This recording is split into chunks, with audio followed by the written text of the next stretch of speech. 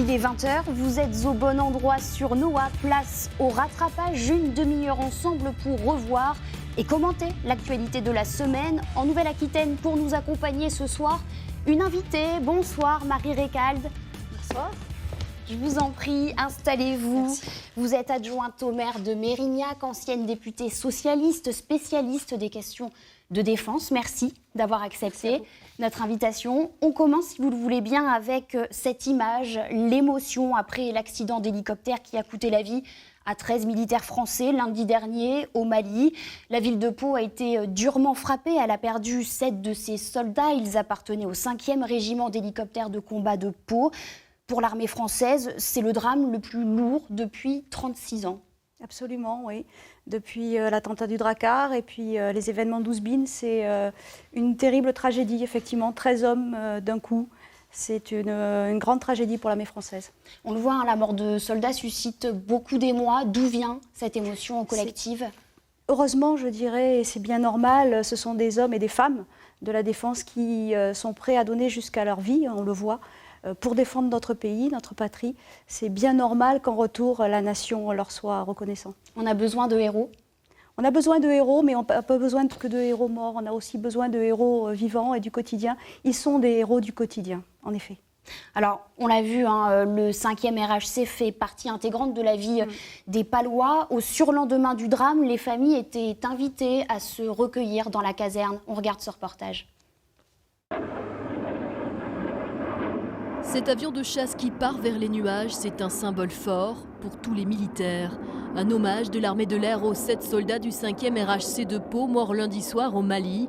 Ce matin, leurs familles se retrouvent sur la base, unies dans la douleur et plus que jamais solidaires. Parmi elles, Jean-Marie Bockel, sénateur et ancien ministre de François Mitterrand. C'est une douleur indicible, on n'est jamais préparé, même si on connaît le risque, même si notre fils connaissait le risque. Évidemment, avec nous, il le minimisait toujours pour nous rassurer, il plaisantait. Mais nous savions aussi qu'il était fier de sa mission, passionné par ce qu'il faisait. Mais c'est un choc terrible pour toutes les familles. Dans les locaux du 5e RHC, une cellule spécialisée de l'armée de terre est venue pour aider à accueillir les familles et à les soutenir dans ce moment difficile. On a transformé notre salle d'honneur en salle de veillée, dans un premier temps, dans laquelle il y a un environnement dédié à ces personnes, avec les représentants de culte, le psychologue, les commandants de compagnie qui sont à leur disposition. Pendant ce temps, à Pau, un livre de condoléances a été installé devant la mairie. De nombreux anonymes sont venus le signer. Je suis issue d'une famille de militaires. Je connais très bien ce problème. Mon beau-frère était militaire, il était à Drakkar au Liban à ce moment-là. Et ça me touche très fort. J'ai surtout une personne à qui je pense, à qui je viens d'écrire un mot et il restera toujours dans notre tête, dans notre mémoire et il ne faut surtout pas qu'on les oublie. Les corps des militaires décédés devraient être rapatriés en France dans les jours à venir. Toute la classe politique a tenu à rendre hommage à ces soldats et à apporter son soutien à votre collègue parlementaire Jean-Marie Bockel. Vous le connaissez bien ? Oui, je connais bien Jean-Marie, c'est un collègue et un ami. Je lui ai d'ailleurs témoigné immédiatement de toute ma sympathie et mon soutien.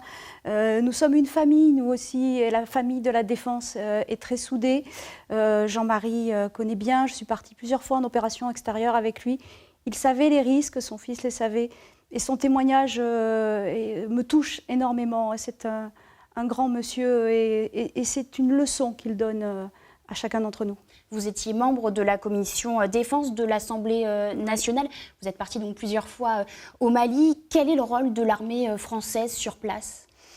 Il ne faut pas oublier que lorsque le président de la République, François Hollande, a décidé d'envoyer l'armée française au Mali, c'était pour répondre à l'appel d'un pays ami qui était en danger. Les terroristes étaient au port de Bamako. Il fallait aller aider ce pays et nous y sommes allés, l'armée française y est allée. Elle a fait ce qu'il fallait, elle a rétabli l'ordre. Il y avait aussi besoin de former l'armée malienne qui, à l'époque, était quand même embryonnaire. Et il fallait maintenir la paix dans cette région du Sahel. C'est une très grande étendue, hein, on le sait, et il fallait aller remettre un peu de l'ordre, éviter le chaos, hein, c'était tout à fait ça, et continuer à former et à maintenir cette paix.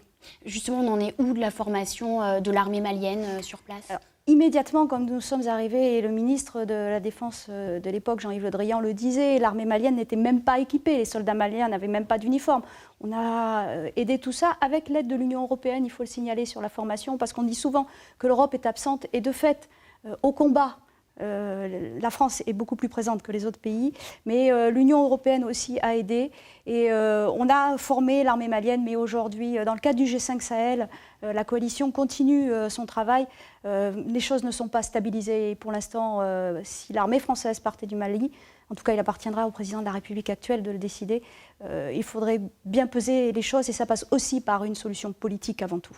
Oui, parce que justement, depuis ce drame, des voix, notamment à gauche, s'élèvent pour dénoncer la présence française sur le territoire malien. Je le comprends parfaitement, et il est légitime de se poser la question, et ça fait un moment maintenant que nous sommes au Mali, et on ne veut pas s'enliser comme on a pu le faire parfois sur d'autres conflits. Et moi, je pense à l'Afghanistan en particulier, où je me suis moi-même rendue lors du départ d'Afghanistan. C'est légitime de se poser cette question, mais si nous partions maintenant comme ça, à brûle-pourpoint, ce serait terrible pour le Mali et pour l'ensemble de la zone, la bande sahélo-saharienne. Il faut préparer tout ça, si ça doit être le cas, et notamment, je le redis, par une solution politique. Alors, Marie Régal, je vous propose à présent d'écouter ce témoignage poignant, celui d'un père endeuillé. Son fils, Romain, 35 ans, marié, père de 2 enfants, était caporal-chef. Il s'était engagé il y a 10 ans auprès du 5e RHC de Pau. Père et fils avaient échangé quelques textos juste avant le drame. On écoute. Un sentiment qui est difficile à cerner, puisqu'il y a quand même un sentiment de profonde tristesse, de profonde déchirure. Romain n'avait que 35 ans, il avait quand même la vie devant lui, je trouve un peu injuste, effectivement, cette mort si précoce. J'en veux à personne, je regrette simplement, effectivement, qu'il n'ait pas pu accomplir tout ce qu'il voulait, tout ce qu'il souhaitait. Romain était un jeune que nous avions adopté, qui était d'origine colombienne, qui effectivement a toujours eu quelques difficultés avec l'intégration en France. Et je crois qu'il voulait quand même rendre à la France ce qu'elle lui avait donné. Je crois que pour lui, c'était très important. C'était un garçon très attachant, très rieur, c'était très franc, et qui était très famille, qui effectivement, mon épouse est décédée il y a 9 ans, presque jour pour jour, et qui disait qu'il ne passait pas un jour sans penser à sa mère, en fait. C'était sa 3e OPEX au Mali. Je savais qu'effectivement, il y avait un risque indéniable. Il était conscient, lui aussi, qu'il risquait sa vie, mais qu'effectivement, il y avait des valeurs à défendre, que la liberté était plus importante que tout, et qu'effectivement, peut-être qu'un jour, il serait obligé de donner sa vie, c'est ce qu'il disait. Ça vous touche, cette dignité des familles des victimes? Énormément. J'ai rencontré, vous savez, de nombreuses fois, malheureusement, des familles touchées par le même drame, et j'ai toujours été marquée par leur dignité, leur engagement et le respect de l'engagement de leurs enfants pour notre pays. Vous voyez comme ce papa est à la fois très touché, comme l'est Jean-Marie Bockel, et comme en même temps il dit c'est pour la France, c'est l'engagement, c'était leur choix, je le respecte. Et une fierté aussi, une fierté nationale. Et on doit être très fiers et respectés. Vous savez, j'ai souvent assisté à cette cérémonie aux Invalides. C'est extrêmement difficile. Les familles sont d'une dignité incroyable. Et pourtant, combien c'est difficile pour elles. Pour nous, ça l'est déjà. Quand ces cercueils rentrent dans la cour des Invalides, au son de la marche funèbre, je vous garantis que toute votre vie, vous vous souvenez de ça. J'étais également allée au Mali, lorsque nous avions eu, et dans d'autres territoires d'opérations extérieures, quand nous avions eu des décès, je peux vous garantir que jamais on oublie ça, jamais. La cérémonie d'hommage aux soldats tués aura lieu lundi. Aux Invalides, vous y serez? J'essaierai de pouvoir me rendre disponible, bien sûr, pour y être. C'est un devoir d'être. Et j'appelle tous les Français qui seraient à Paris ce jour-là d'aller sur le pont Alexandre III. Les cercueils passent avant de rentrer dans la cour des Invalides sur le pont Alexandre III. Et c'est très important pour les familles et pour la nation tout entière d'être là, en silence, pour honorer ces gens, ces héros et leur mémoire. Alors Marie Récal, d'autres temps forts de l'actualité régionale de la semaine, les manifestations contre les violences faites aux femmes. Vous avez vous-même manifesté à Bordeaux le week-end dernier. Oui. Alors lundi, le Premier ministre Édouard Philippe a clôturé le Grenelle des violences conjugales avec une série de mesures qui visiblement n'a pas réussi à convaincre les associations. Je comprends, effectivement. Il y a un certain nombre de mesures intéressantes, même de bonnes mesures. Je pense notamment au bracelet électronique pour éloigner. Moi, vous savez, je suis avocat désormais dans ma vie professionnelle et je vois des femmes dans mon cabinet qui ont subi ça. C'est une terreur quotidienne. On ne mesure pas à quel point rentrer chez soi, être suivi, avoir peur en permanence est terrible pour ces femmes-là. J'espère que les mesures annoncées vont être suivies d'effets et de financement. C'est encore pas assez satisfaisant. Vous l'avez senti, la libération de la parole des femmes ces dernières années? Est-ce qu'il y a plus de femmes qui viennent vous voir en tant qu'avocate?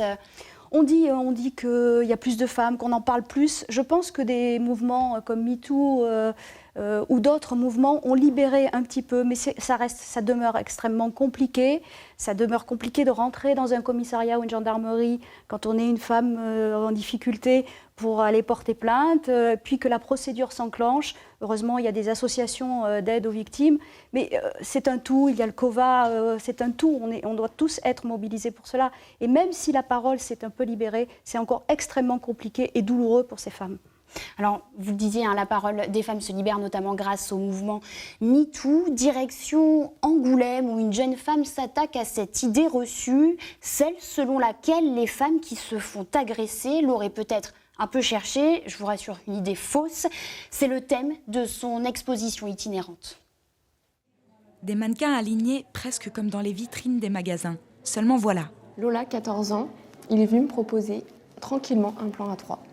Des témoignages accompagnent ces tenues. Ce sont celles que portaient des femmes lorsqu'elles ont été victimes de harcèlement de rue. À l'origine de ce projet, Justine, une étudiante qui y fut elle-même confrontée. J'ai souvent lu sur les réseaux sociaux, lorsqu'une personne a été harcelée ou agressée, en même temps elle l'a mérité, t'as vu comment elle était habillée. Justement, on peut le voir aujourd'hui, que ce soit des robes, des pulls, des jeans, finalement il n'y a pas de limite et il n'y a pas de raison en fait d'harceler une personne. Et les vêtements n'y sont pour rien. Ces témoignages ont tous été recueillis à Bordeaux. Mais à Angoulême, qu'en est-il du harcèlement de rue? Je n'ai jamais eu de remarques, ni physiquement, ni verbalement. Des petits sifflements ou des petits œillades comme ça un peu. Mais sinon, c'est tout, quoi. Pas de sifflements, pas de... Ça peut arriver, mais beaucoup moins que dans d'autres grandes villes.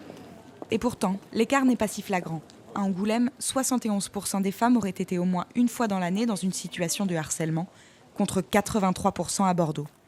Alors, pour les associations, ce type d'initiative est l'occasion d'ouvrir le débat. Je pense que le harcèlement de rue, il est devenu totalement banalisé. C'est-à-dire qu'on ne se rend même plus compte, c'est presque normal de se faire siffler, de se faire haranguer, qu'il y ait des claquements de langue, des bruits de bouche, des invitations.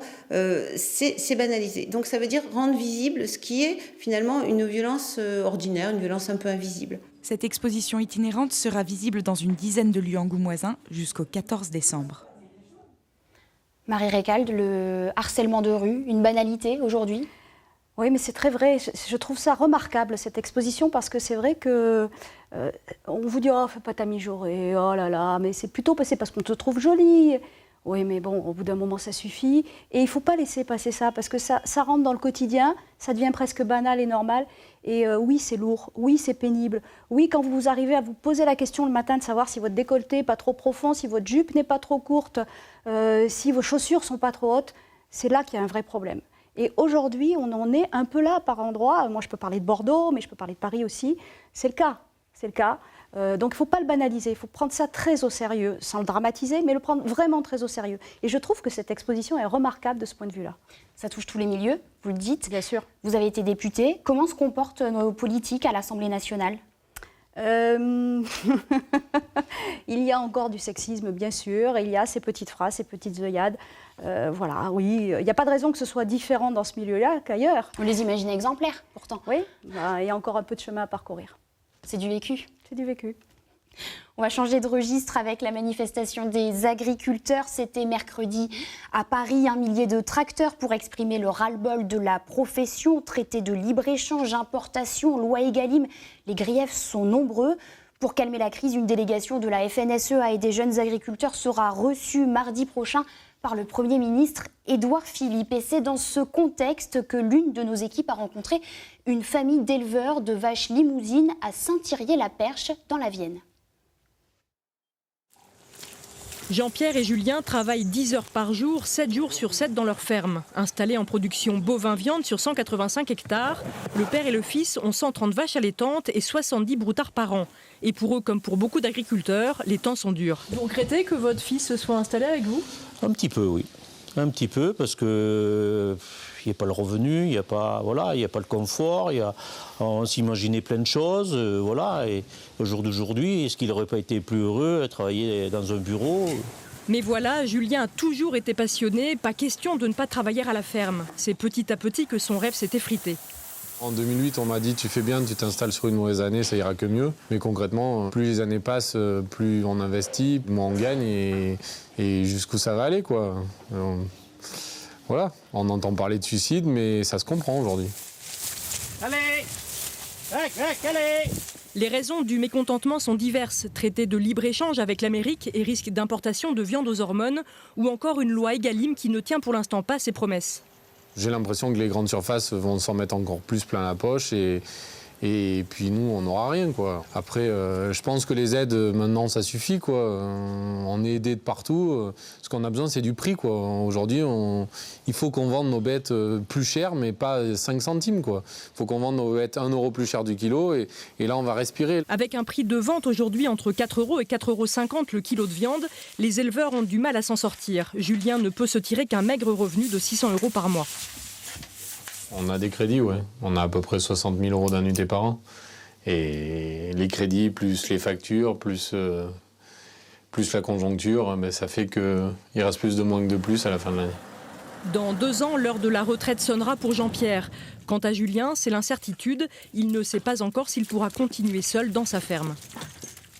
Nous sommes toujours sur le plateau de 20h, le rattrapage en compagnie de Marie Récalde, adjointe au maire de Mérignac en Gironde, ex-députée et spécialiste des questions de défense. Ce sujet vous a fait réagir, vous êtes issue d'une famille d'agriculteurs, vous connaissez ces difficultés. Je suis issue d'un territoire rural où j'ai des agriculteurs dans ma famille, je les ai toujours vus travailler beaucoup, énormément, avec passion. Et aujourd'hui, ils continuent, mais ils en vivent encore moins qu'à l'époque. J'ai été frappée dans ce reportage parce que ce que dit ce jeune agriculteur qui dit « moi je suis passionné », mais gagner 600 € par mois, vous imaginez.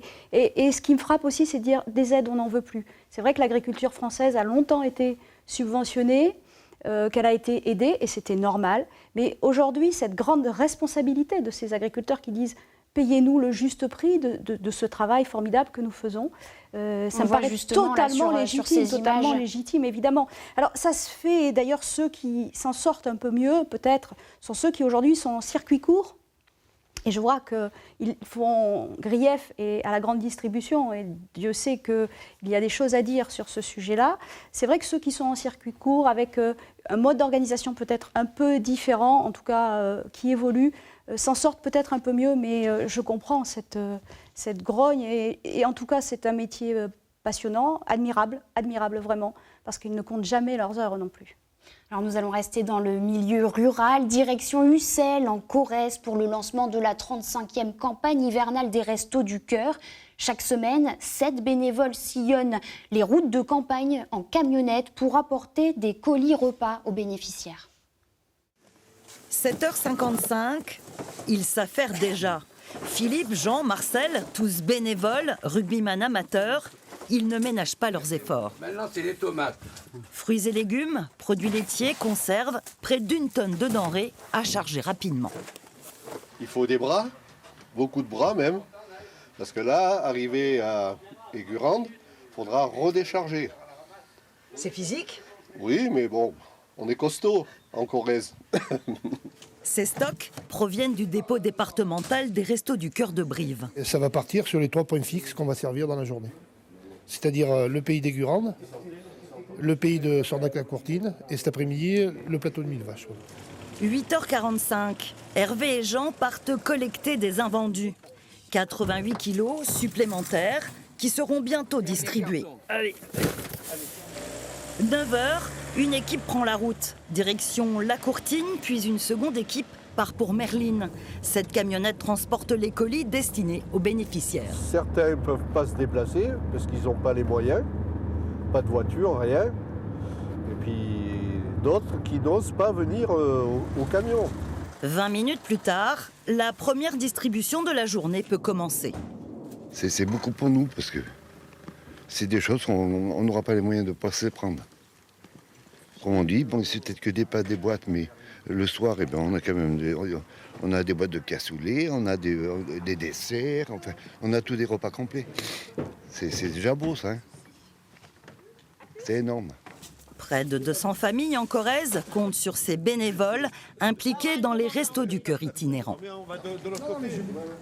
L'actualité de la semaine a également été marquée par la déviation de Beynac. Le chantier est à l'arrêt depuis près d'1 an déjà. Beynac, c'est en Dordogne, je précise.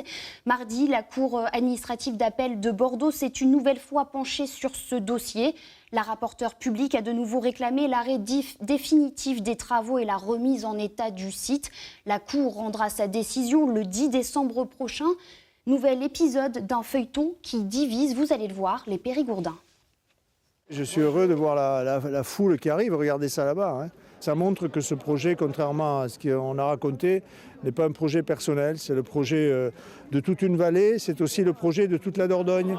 C'était en février dernier, lors d'une manifestation en faveur du contournement de Beynac. Germinal Perrault se dit soutenu par l'ensemble des Périgourdins. Est-ce vraiment le cas ? Il n'y a pas tant de Périgourdins que ça avec lui, je ne crois pas. Hein. Je pense pas. Je pense que c'est cuit pour lui. Quand je vois des banderoles ou des affiches dans les arrêts de bus de rassemblement pour que ça ait lieu, ça m'a l'air, d'une forme d'entêtement. Sur le marché de Périgueux, au hasard des rencontres, nous vous avons tendu le micro. Si je vous dis déviation de Beynac, vous me répondez quoi ? Trop cher. Moi je suis contre parce que je trouve que ça enlève le charme du lieu. Sale temps pour le contournement qui trouve tout de même quelques partisans. Le contribuable, c'est nous, c'est moi, je paye des impôts sur le revenu et je considère qu'on a commencé, on va jusqu'au bout. C'est 3 km, c'est pas une autoroute et au niveau écologique, tout a été prévu. Mesdames, messieurs, je m'en porte garant. Les élus du département ne lâcheront rien.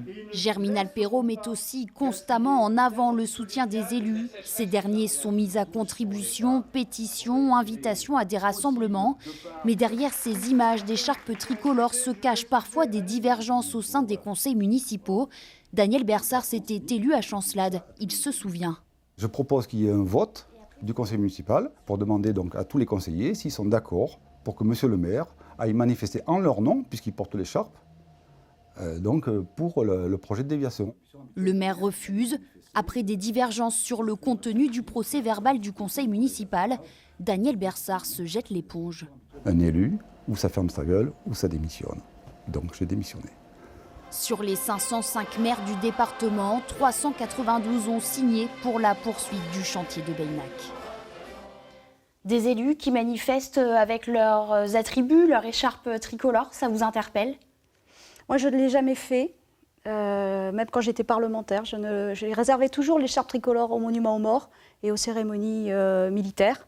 Ça appartient à chacun, mais j'avoue que moi, personnellement, je ne le fais pas. Oui, parce que là, c'est un peu donner son avis, même s'il y a cette légitimité. Exactement, le maire est élu. Les élus sont élus par le suffrage universel direct, le maire est élu par ses pairs.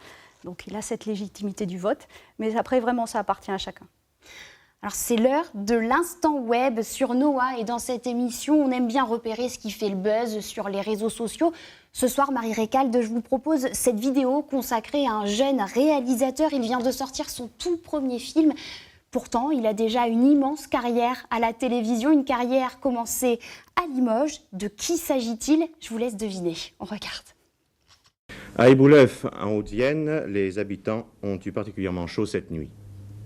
Il était 22h30 hier lorsqu'un violent incendie éclata à la tuilerie du Verdurier, près d'Ébouleuf en Haute-Vienne.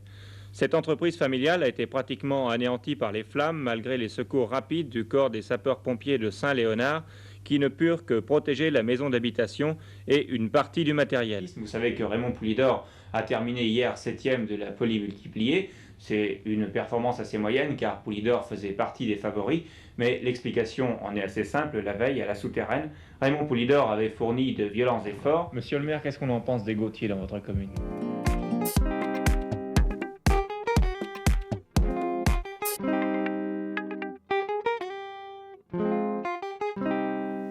Vous l'avez reconnu direct. Oui, Michel Denisot, il n'a pas beaucoup changé d'ailleurs et c'est très bien, moi je trouve qu'on puisse avoir plusieurs vies dans une vie. Vous irez le voir, le film ? Oui, on va aller voir. Alors on va prendre un peu de hauteur avant de conclure cette émission avec ce spectacle, vous allez le voir, majestueux. Le survol des grues, des milliers d'oiseaux cendrés illumine le ciel des Landes. Vous les avez peut-être aperçus ces derniers jours. Une partie de ces volatiles passera l'hiver sur les bords des lacs de la réserve naturelle d'Arjuzan. La lumière éclaire enfin l'un des plus beaux théâtres du paysage landais. La chaîne des Pyrénées fait ce matin office de décor. Le spectacle peut commencer.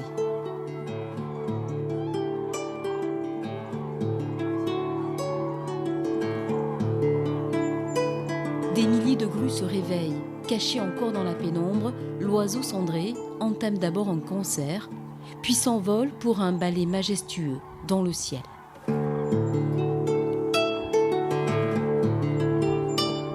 Ça fait une semaine que je vis qu'avec les grues. Ici, c'est une chose. J'étais dans la Brenne il y a une dizaine de jours. C'était un tout autre spectacle, parce que c'était le soir. Et je sais pas, ça me donne des frissons à chaque fois.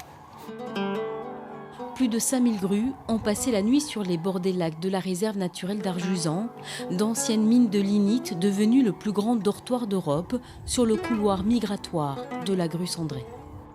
Nous, normalement, à cette période de l'année, on tourne autour des 20-25 000 à peu près. Et on a eu un pic, donc c'était l'année dernière, sur la remontée de février à 60 000 grues. Mais où sont les grues ? Elles seraient près de 30 000 déjà dans le département. Pour les observer, il suffit de s'enfoncer dans la Haute-Lande. Les panaches gris cendrés garnissent les immenses champs de maïs détrempés par les pluies du mois de novembre. Elles trouvent à la fois la nourriture avec le reste des récoltes dans les champs de maïs, mais elles trouvent aussi des champs inondés. On a pu le voir tout à l'heure sur les images, il y a des flaques. Donc les grues exploitent aussi ces zones-là en zone de dortoir. Venue de Scandinavie et du nord de l'Allemagne, la migration des grues s'est totalement adaptée aux opportunités façonnées par l'homme. Certaines vont continuer leur voyage vers l'Espagne, mais la majorité passera l'hiver dans ce garde-manger presque intarissable. La grue cendrée est désormais un oiseau bien landais. De magnifiques images signées Clément Hallette. C'est un spectacle que vous connaissez bien, vous êtes originaire de Chalosse dans les Landes. Absolument, oui, je suis originaire d'un petit village à côté de Dax.